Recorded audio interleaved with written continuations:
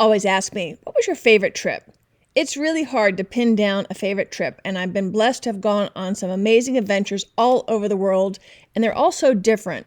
But if I have to choose one trip, it would be my adventure in New Zealand, where I went for about a month, 3 of which I spent on active adventure tours, the South Island and also the North Island. And since we recently covered the North Island, that brought back a lot of fond memories, thought you'd like to hear some of the South Island, which is the island that most people go to. So I hope you enjoy this encore production of New Zealand Part 1. Enjoy! Oh, and I'm glad I remembered to tell you, don't forget that Active Adventures is one of my affiliates, and they've given us an exclusive discount code that you won't find anywhere on the web. So if you book any multi-day tour of Active Adventures or their sister company, Austin Adventures, use the promo code ATA200, ATA200 to get $200 off. Thanks, Active. We appreciate it. Our guide assesses the cave. Every day the glacier is different. This cave didn't exist the day before, so we'll be the first people ever to climb through it. He secures a rope and climbs through one more time to make sure it's safe, and then in we go. I'm climbing through a crystal clear, icy blue hole in the middle of the Franz Josef Glacier. This is amazing. Plus, I took a helicopter to land on top of this glacier. Amazing! I cannot believe I'm on top of the world, actually on the bottom of the world, in an otherworldly blue and white world, in crampons no less, and I'm hiking along a block of ice over 7,000 years old in the southern Alps of New Zealand. I'm not in Kansas anymore.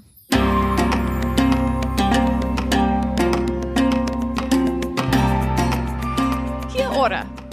Everyone I know wants to go to New Zealand, especially those who've already been there. Kiwis, as they call themselves, after the flightless bird, not the fruit, are the most fun-loving, well-balanced, good-natured people I've ever met. Perhaps it's the amazing playground of mountains, volcanoes, rivers, beaches, and rainforests that they call home that makes them so chill and happy. New Zealand is an adventure lover's paradise. I cannot believe all the really, really cool things I was able to do. And I can't wait to share them with you. So let's get started. Welcome to the Active Travel Adventures Podcast. I'm your host, Kit Parks, and today we have got an amazing adventure for you. In fact, it's so amazing, I'm going to have to break this up into at least a couple parts because I was in New Zealand for an entire month, and I couldn't possibly cram everything that you need to know into one episode. If you're new to the show, on the Active Travel Adventures podcast, I consider it my mission to inspire and empower you to lead a bigger life through adventure travel, and I do it by showcasing some amazing destinations in the hopes of inspiring you to go out and try them yourselves. If you listen to this show today and do not put New Zealand on your bucket list, I will be shocked. When people think about New Zealand, they worry about the long flight. Me, I just frame it as an extended time where no one could bug me, and I could treat myself to novels instead of nonfiction, watch movies, or catch up on my sleep. Call me odd, but I love the transit part. It helps that I'm 5'6", so I fit in all the seats, no matter how small. You lose a day when you get there, but you get it back when you return. There's a 16-hour time difference for me. I find I don't have a problem flying westbound. I get there, I'm excited, you usually land in the morning, and you set out, and then by the end of the day, you crash, and the next morning, you're pretty much in the normal time zone for New Zealand. I find coming home, that's where I have the problem, and I've learned to make myself stay awake until at least 8 p.m. It's really, really difficult, but if you do that, you'll find yourself a lot better off on the back end. For me, that's the hardest part of the whole trip. When I arrive, I have a week before I join my Active Adventures group in Christchurch.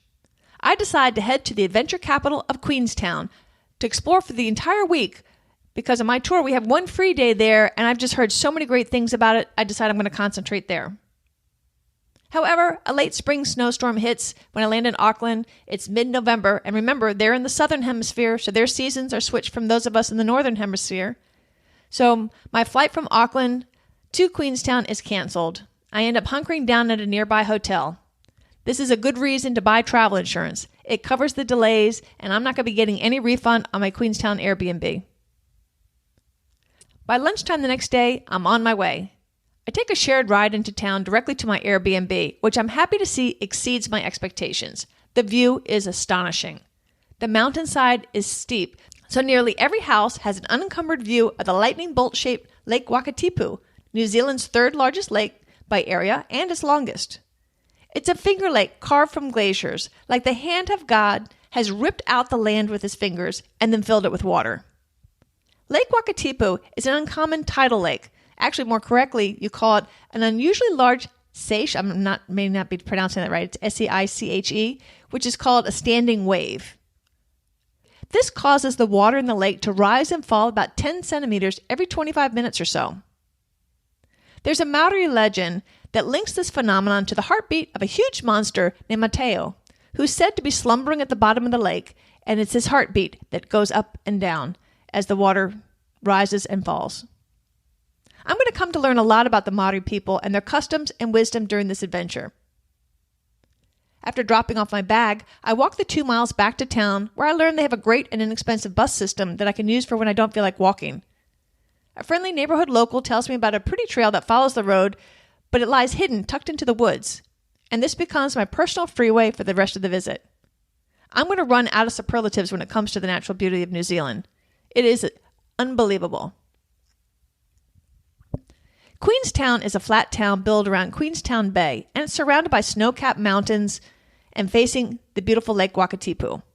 It's particularly pretty after yesterday's snow. Up above, you can see Ben Lomond, the tallest mountain in the area, and Queenstown Hill. Both have great trails to get a nice panoramic view. If you're not up to hiking, you can take the funicular up high and even grab a drink or a meal.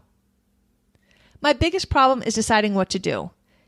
Queenstown offers every, and I mean every, E-V-E-R-Y, every adventure. Shoot, they even invented bungee jumping here.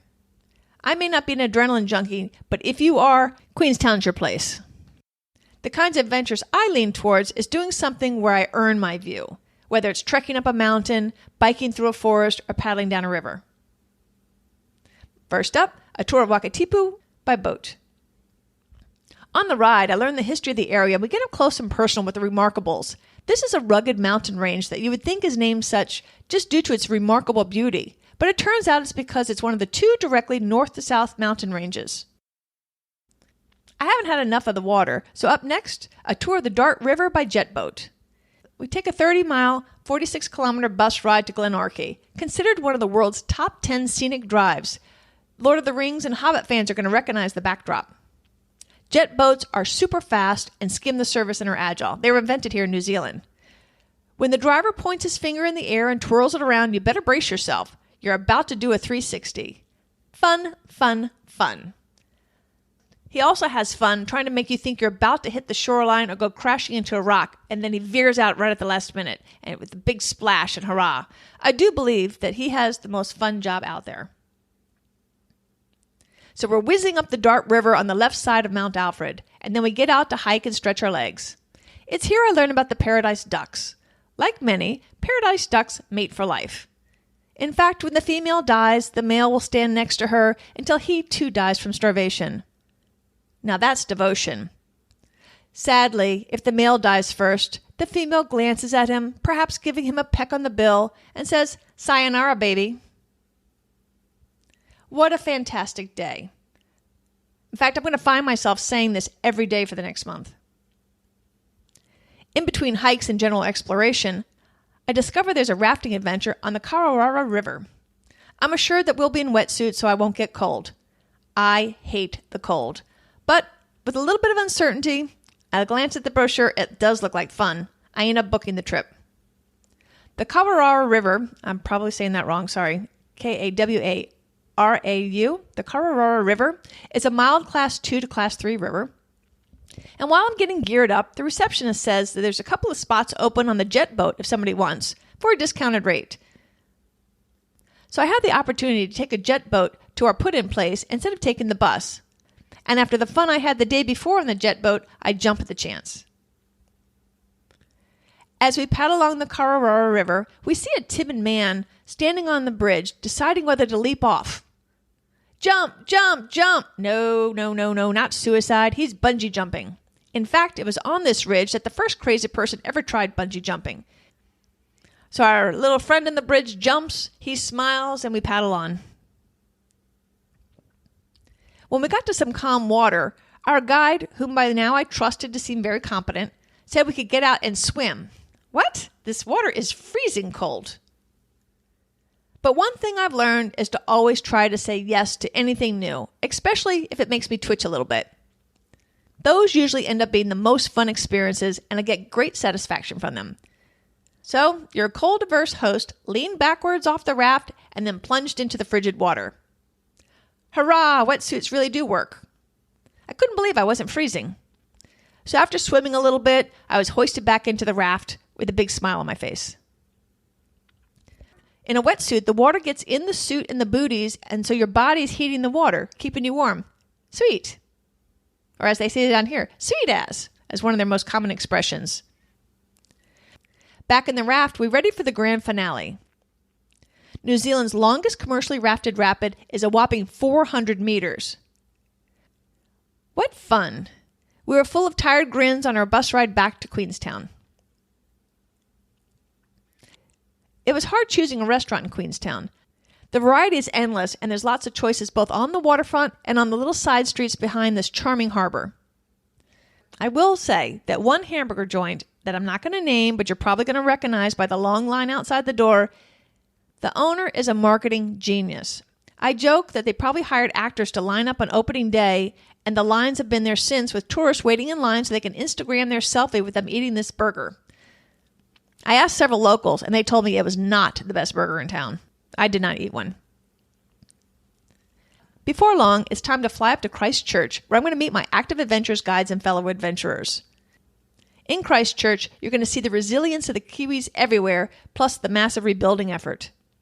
If you have time, visit the Quake City Museum. I found it fascinating, and they did a remarkable job explaining not just about earthquakes in general, but in particular about the 2011 one. Watching a film from one of the street corner videos that had captured the quake at the time still sticks in my mind. I also really enjoyed the Canterbury Museum, and I learned a little bit about New Zealand's cultural and natural history, and anytime I need a laugh, I can just look at this video I took of one of the videos they had of some of the early Antarctica explorers with their dogs, and I think these were rescue dogs, and they would put parachutes on these dogs and then just push them out of the planes, and I had to laugh and wonder, what on earth were those dogs thinking the first time they were pushed out in that plane in a parachute and landing on ice? It's hysterical. I'll post the video on the website, activetraveladventure.com/NZ for New Zealand. And while I didn't have time to visit the International Antarctic Center, I heard some great things about it, and I'm going to definitely do it if I get out to New Zealand another time. And it's nice. It's right next to the airport, so you could drop your bags off and head over there unencumbered with all your junk while you're waiting for your plane. After a good night's sleep, followed by a hearty breakfast in a comfortable historic inn, I waited outside to meet my group. There were some adventurous-looking people also standing out there, and I asked if they were with Active Adventures. I would be spending the next 2 weeks with these folks, and I could tell immediately that they were warm, fun-loving, and inquisitive people. Also waiting was Leanna and MJ, our guides, our van, and Kermit, named after Kermit the Frog, a green trailer that would hold all of our gear. Let the adventure begin. Outside of a couple of local encounters with some fellow hikers and staff at the businesses I used, this was my first long Kiwi encounter. I was taken with their infectious good spirits, laughter, and delighted with each new phrase I learned. Toasty is a grilled sandwich. Chili bin is a cooler. The road signs I found amusing as well. Roads can get frosty when wet. Give way. And conversation is often dappled with the word wee, meaning small. She's a wee child. It's a wee tree. It's a wee hike. We have a beautiful drive up to the Kaikoura Peninsula. The cliff was uplifted and the landscape forever changed during the Kaikoura earthquake in 2017. A viral video shot after the quake of 3 famously stranded cows perched atop a grassy knoll where the land surrounding them collapsed, like being on top of a toadstool. Happily, they were rescued, and I'll post a clip taken by the helicopter. It's indeed amazing. The earthquake literally cut off Kaikoura from the south as the main road disappeared. The Kiwis showed not only their strength and resilience, but their ability to solve problems of staggering magnitude, pun intended. Sometimes the helicopters would purposely dump water on the mountainside to force the eventual slide, and then they would truck the soil and rock away so they could get on with the rebuild. This quake has been called the most complex ever studied. It's remarkable that only 2 people were killed in the 7.8 magnitude quake, New Zealand's second worst since James Cook arrived in the 1700s. After being cut off from the main commerce in the south, the Kiwis figured out workarounds, often with helicopters, to ensure that the folks got the food and health care and other necessities that they needed until the road could be rebuilt. For a country of less than 5 million, this was a humongous undertaking of manpower and resources. We stopped for a picnic lunch at Gore Bay, where we watched the waves crash against the cliffs and look out for the fur seals. On the way to the fur colony, we see an oddly pink house on a white foundation. Fife House. Fife House is all that's left of the once busy Waiapuka whaling station. It has withstood all that Mother Nature can lash out at it since 1844. The pink color is a wash made from the blood of a whale, and the foundation is its vertebrae. Our breathtaking hike takes us up to the ridge on this moody day. It's fitting weather for such a rugged coastline. The landscape along this coastline is so rough that it only appears to be every once in a while that the land is flat enough to contain a village. To me, the land looks like a mashup between, say, Scotland and Hawaii. For dinner, we're treated to a delicious Kiwi barbecue.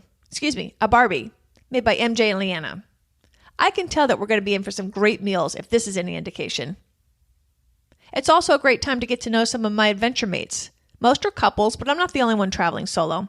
Our ages range from around mid-30s up into the 70s. Everybody's in pretty good shape, and most have done some kind of adventure travel in the past. We head into Marlborough wine country, which is world-renowned for its Sauvignon Blanc. En route, we pass a whole bunch of vineyards. I saw one they're just about to build, and there were thousands upon thousands of posts laid out neatly, ready to be sunk into the soil so they could start a new vineyard. It's interesting. At the end of each row in the vineyard, there's a rose bush. These flowers act like a canary in a coal mine. Trouble is going to hit the roses before it hits the grapevines, whether it's a fungus, another disease, or a pest. And what I think are small windmills are actually fans to help keep frosts away. Sometimes they even use the blades of a helicopter to disturb the air during frosts.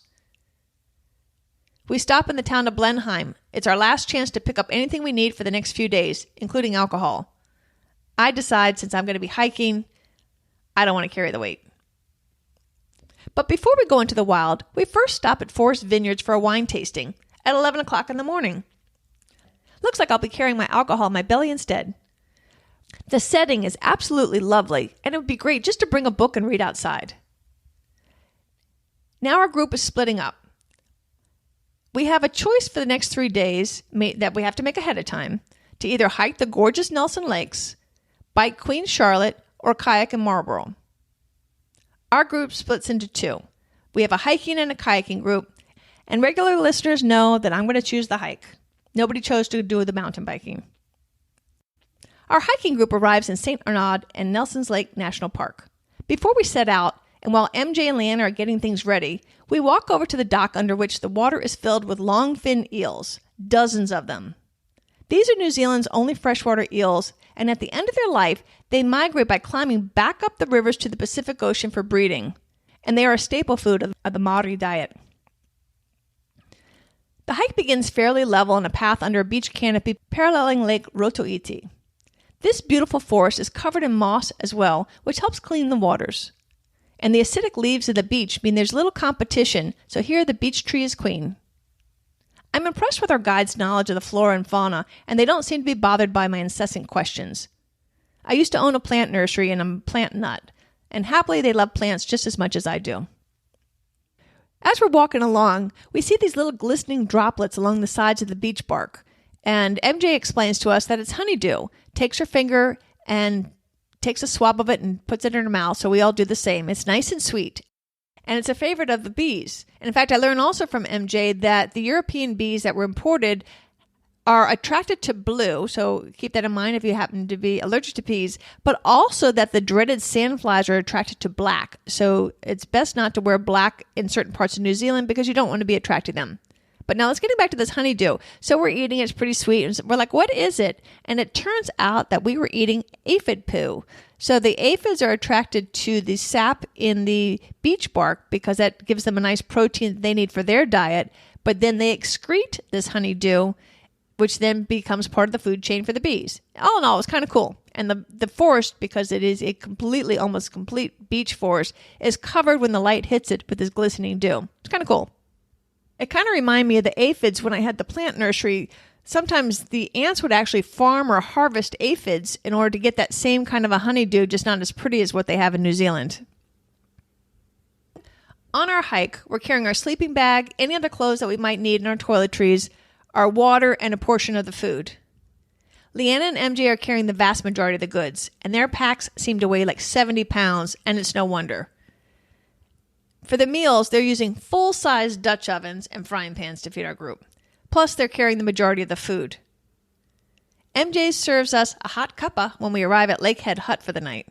And it's at this hut that I met John, who I interviewed about Banff National Park in Canada in episode 43. I'll put a link in the show notes and on the website. Run by DOC, the Department of Conservation, this hut is one of 900 or so, and it's a clean, basic shelter with a working kitchen and communal bunk beds. It has a big dining table and a latrine outside. We share the hut with a few others for the night, and the kitchen with some kids that are in a large school group that are camping outside. New Zealand encourages their children to get outside both to learn about nature and conservation, but also to learn about the joy of just spending time in the wild. This won't be the last time I see school groups doing fun outdoor adventures with their teachers. When I was a kid, we just went to Coney Island. When New Zealanders go on extended hikes like what we're doing, it's called tramping. Cue Frank Sinatra. I cannot wait to tell Mom that her daughter is a tramp. Actually, I better not. I don't think that's going to translate very well.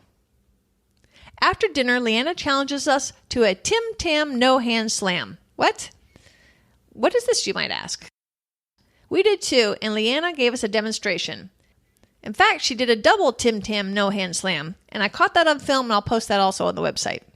The Tim Tams are a cookie, and so to do the no-hand slam, you bite on the cookie, and then without using your hands, you tip up your hot chocolate bug and you swig it all down with the cookie, and it's quite a skill, but a tasty one at that. In the morning after brekkie, we load up our packs. MJ has given us some scroggin, or trail mix.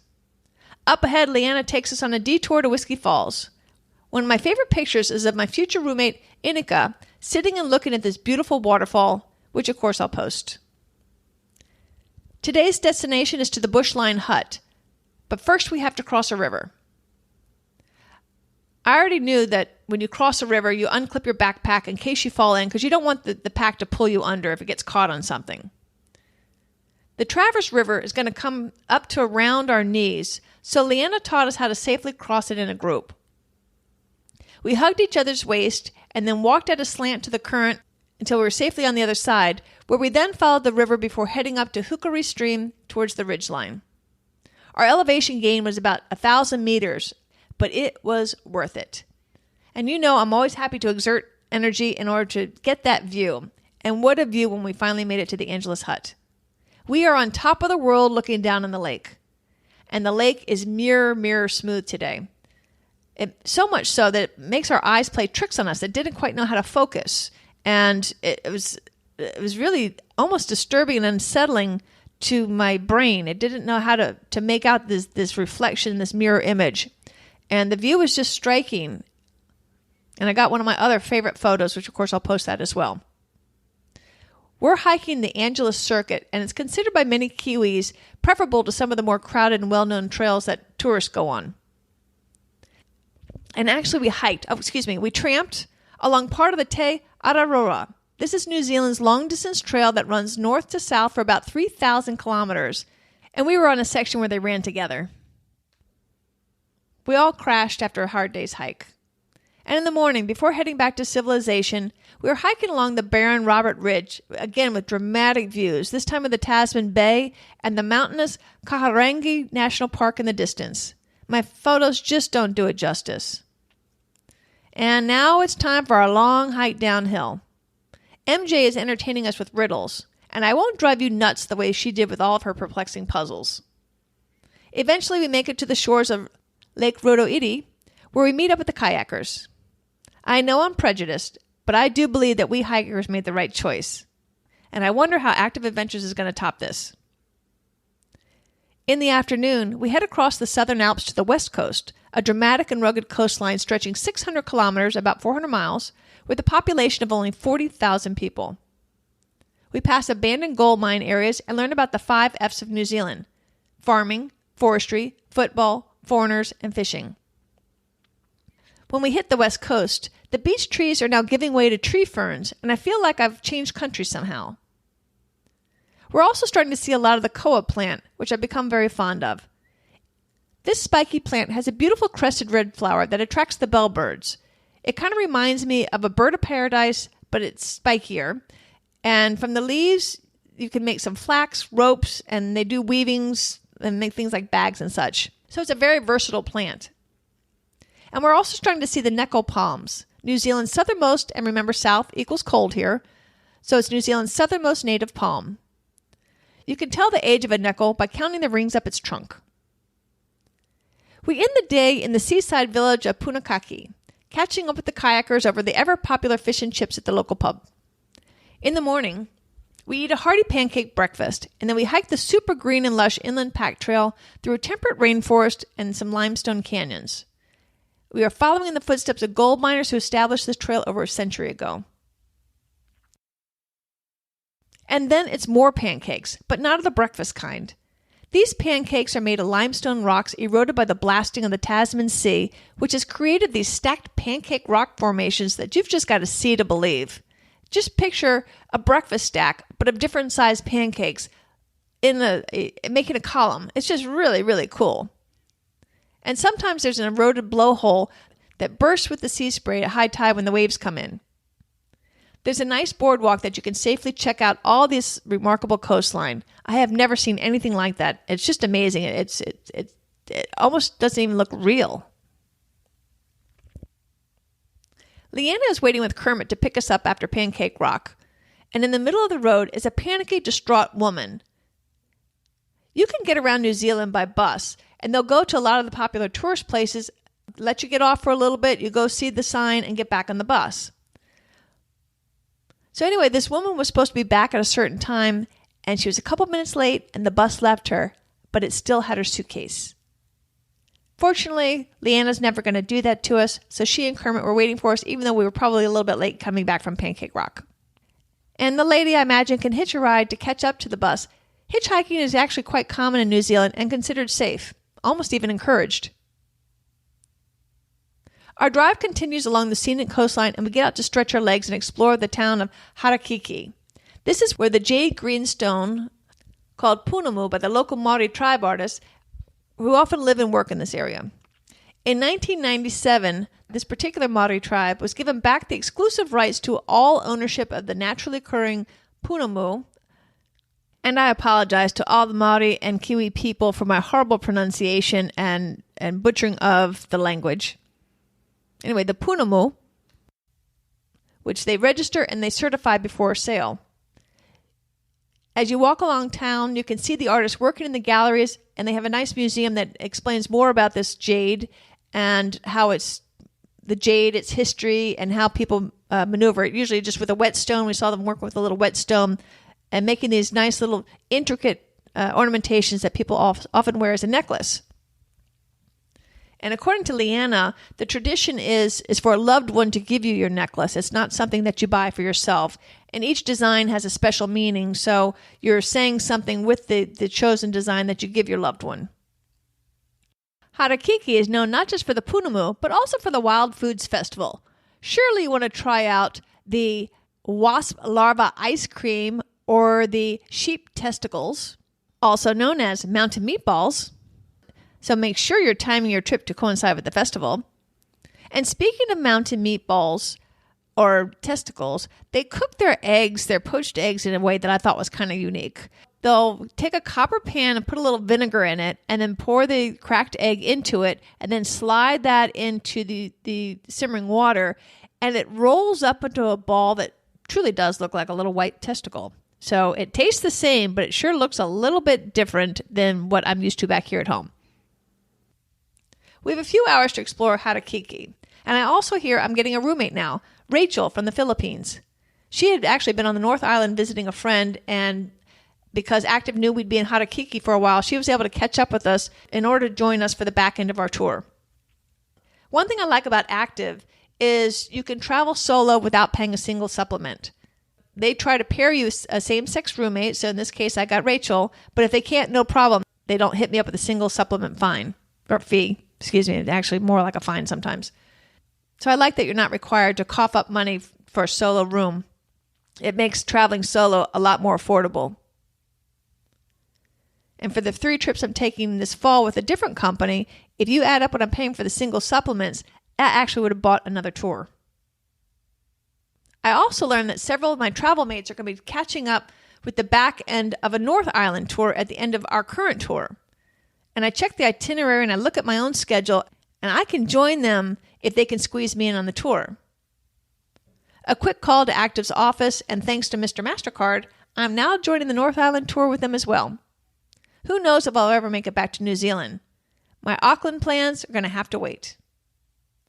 So far, this tour has been epic, and I don't want it to end. The kinds of things we're doing would be virtually impossible for me to coordinate logistically on my own, or they'd be prohibitively expensive to do so. And I get the knowledge of Leanna and MJ to boot. I've heard that New Zealand's diverse landscape is like Australia's, but in a more manageable package. In my 1 month here, I'm able to see quite a bit of a nice slice of the entire country.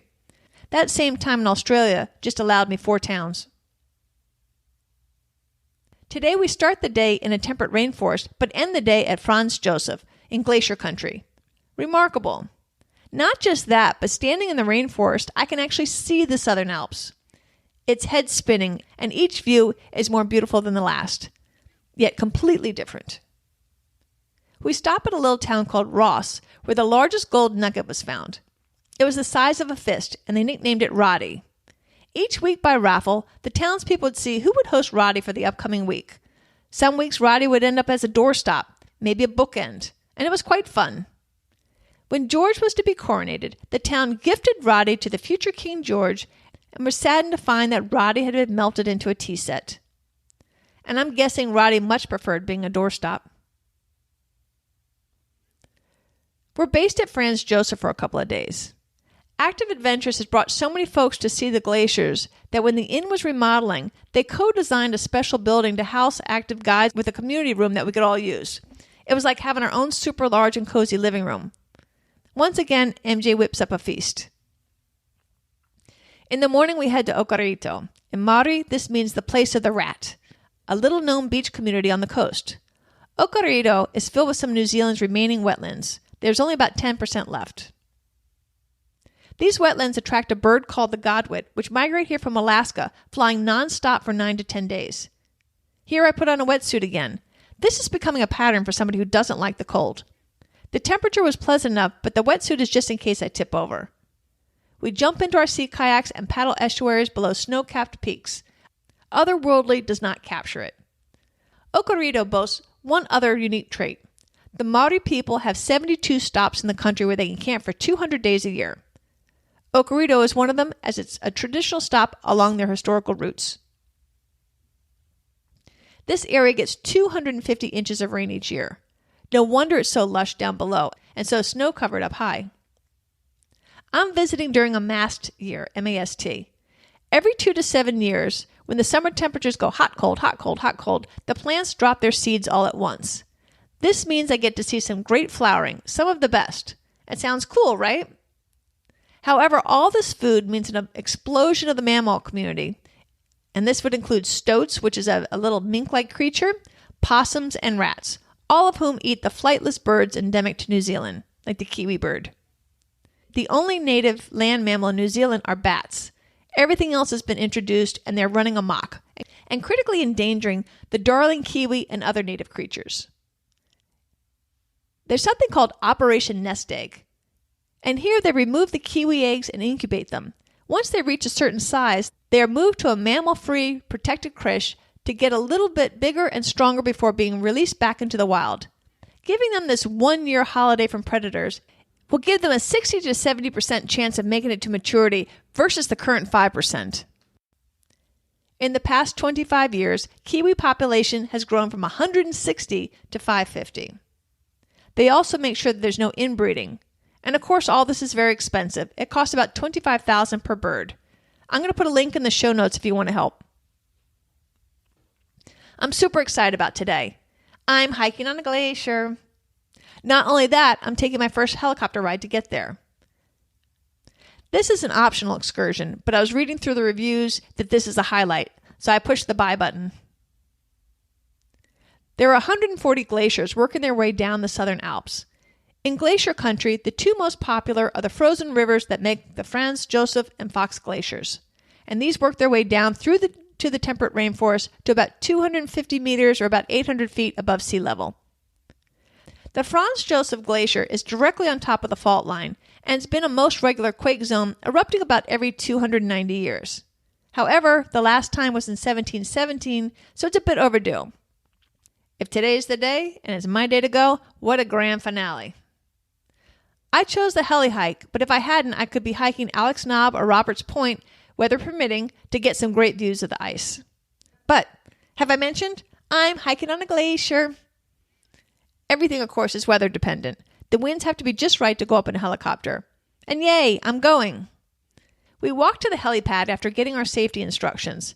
And while I'm sure I paid attention throughout, the one instruction I still remember after 6 months is that when you enter and exit the helicopter, keep your head and your hands down.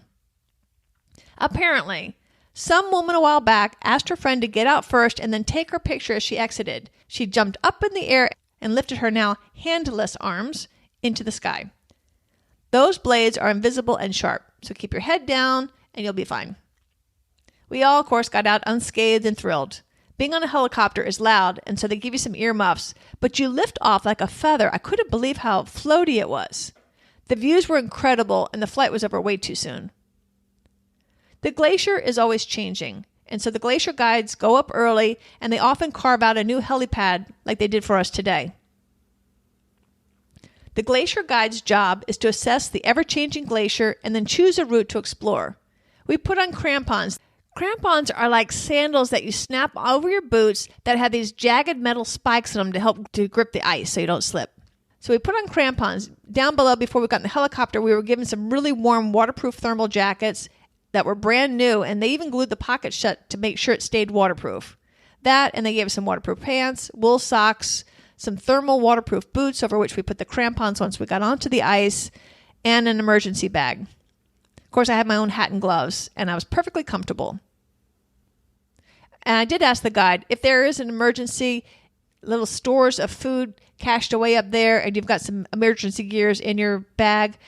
And I think if you get stuck more than 5 days, you end up hiking down, but usually they can get you out of there in a day or two. It's a very rare occurrence, but I like that they did have a backup plan in case the weather changed and the helicopters couldn't get up. They got you up there, but then if the weather changed, they couldn't get you back down. I like that they had a solution for that. As we hike, our guide occasionally carves out some steps for us, and he teaches us proper crampon technique. As you walk, you distinctly lift your foot up and down. You don't drag them where you might be able to snag a little jagged piece of ice or something. It's counterintuitive, too, that you also, when you're going downhill, you walk with your feet pointed straight ahead. Not like if, say, we're hiking down a really steep hill, we might go down with our feet sideways, kind of leaning into the hill. You don't do that on ice hill. Because if your crampon gets stuck on the ice and it doesn't come out the way you expect it to, you could twist your ankle. So even though you feel a little twitchy the first few times you do it, after a while you see that, hey, this does really work. And I feel comfortable and stable walking face forward, feet forward, straight downhill on an ice hill. Super cool. Those metal grippers really do keep you in control. Oh, aren't we lucky? There's an ice cave up ahead. Our guide goes up ahead to assess the cave. Every day the glacier is different. This cave didn't even exist the day before, so we're going to be the very first people on the planet to climb through it. He secures a rope and climbs through one more time to make sure it's safe for us, and then in we go. I'm climbing through this crystal clear, icy blue hole in the middle of the Franz Josef Glacier. This is amazing. Plus, I took a helicopter to land on top of this glacier. Amazing! I cannot believe I'm on top of the world, in an otherworldly blue and white world, in crampons no less, and I'm hiking along a block of ice over 7,000 years old in the Southern Alps of New Zealand. I'm definitely not in Kansas anymore. No, Dorothy, I am 1,300 meters or 4,265 feet above sea level on the Franz Josef Glacier, and I cannot believe it. It seems like every day has been the highlight, but truly, this is the highlight. All week, Manny, who is normally a shy guy, has said repeatedly how this trip has so far exceeded all of his expectations. When we returned to town, we heli hikers decided to enjoy a craft beer while waiting for the day hikers of the group to join us and share stories of our adventures. That night, we enjoyed a traditional Kiwi roast dinner, and after a delicious lamb shank, we eagerly went out to explore some more. I also want to make a note of something. There was another tour group seated near us at dinner, and they were having a quote-unquote fluorescent night, where everybody planned to get drunk and were dressed in fluorescent clothing and hair. No doubt hilarity ensued. I mention this as a way to remind you to check out the personality of any tour company that you choose, and to make sure that they're the right fit for you. Shoot me now if I were in that fluorescent group. I would just be Miss Frump and miserable. Companies have personalities just as people do, so book accordingly. Leanna offered to show us some glowworms that night. Glowworms are these teeny little worms that light up in search of mates. She knew just where to go for us to see these tiny delights. Little did I know that I'd soon get to see millions of glowworms. Let's see. So far, I've boated, paddled, hiked, heli-hiked, and kayaked. This trip has been epic. So what's missing on my adventure? Of course, biking. But that we're going to save until next time. Like I said, it's an injustice to try to cover our whole country in a single episode. So today we're in the South Island, and when I come back in 2 weeks, we're going to do part 2 of the South Island because I've really barely just scratched the surface. And after that, we're going to do the North Island on a 3rd episode. There are still a ton of adventurous places to explore in New Zealand, and even in 3 parts, I hope I can do justice to this Hall of Famer country. If you like the Active Travel Adventures podcast and want to support the program, please share this episode with your friends. Share it on Facebook, share it on Instagram, email, and also use my links on the website at activetraveladventures.com. This is a free, no-cost way to show your support and to help keep this program going and ad-free.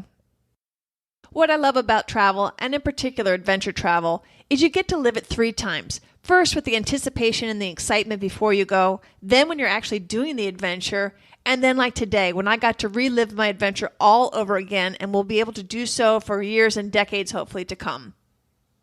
I hope you've enjoyed today. I really appreciate you listening, and I hope you're getting as much out of my New Zealand adventure as I did. I loved it, and I'm looking forward to seeing you back here in 2 weeks. Again, thanks for listening. I'll see you then. Until then, this is Kit Parks. Adventure on.